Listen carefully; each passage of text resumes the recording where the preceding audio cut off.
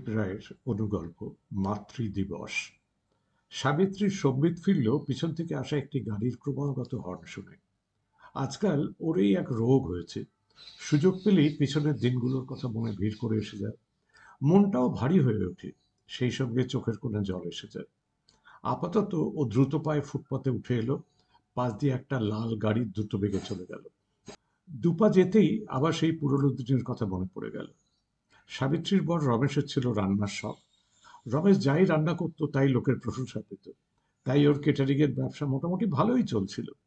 সাবিত্রীর কাজ ছিল বরকে রান্নার কাজে সাহায্য করা, তরকারি কেটে দেওয়া ইত্যাদি। সেই অভ্যেসটা সাবিত্রীর এখনো আছে। ও খুব দ্রুত হাতে খুব ভালো তরকারি কাটতে পারে।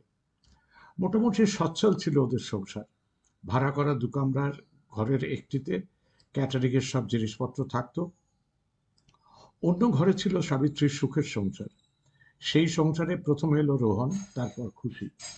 প্রথম ছেলের পরে মেয়ে হওয়ায় ওরা দুজনেই খুশি ছাড়া অন্য কোনো নাম ভাবতেই পারছিল না। ভালোই কাটছিল চারজনের দিনগুলো। কিন্তু বিধাতা সাধল বাদ। একদিন এক লরির ধাক্কায় রমেশ বাইক সমেত ছিটকে পড়ল। ডাক্তার বলেছিল মাথায় চোট লেগেছে, কারণ মাথায় হেলমেট ছিল না।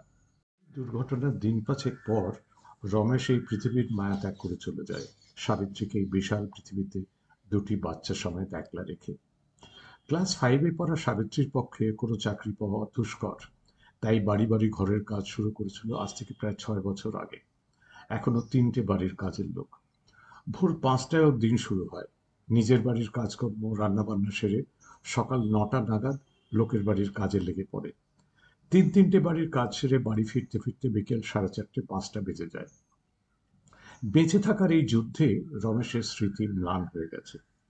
আজ সকালেও অন্যান্য দিনের মতো ভোর 5টায় ঘুম থেকে উঠে রান্নাবান্না সেরে সাবিত্রী যখন কাজে বেরোনোর জন্য তৈরি হচ্ছে, তখন মেয়ে খুশি ওকে বলল আজ নাকি মাতৃদিবস।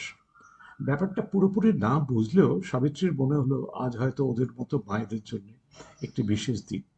তাই মনটা কেমন এক অজানা আনন্দে ভরে উঠল। খুশির পরামর্শ মতো আজ সালোয়ার কামিজ না পরে একটা পরিষ্কার শাড়ি পরেও কাজে বেরোলো। এখন কাজ সেরে বাড়ি ফেরার পথে মনে হলো বাড়ির জন্য কেক নিয়ে গেলে কেমন হয়, চায়ের সঙ্গে খাওয়া যাবে। সেই ভাবনার ফলস্বরূপ ও এখন 3টে সস্তার কেক কিনে বাড়ির পথে। বাড়ি ফেরা মাত্র মেয়ে খুশি ছুটে এসে মার হাত থেকে কেকের প্যাকেটটি ছিনিয়ে নিয়ে বলল, মা এত সস্তার কেক কিনেছো কেন? ছেলে রোহন ছোট বোনের হাত থেকে প্যাকেটটা প্রায় ছিনিয়ে নিয়ে কেক খেতে লাগলো।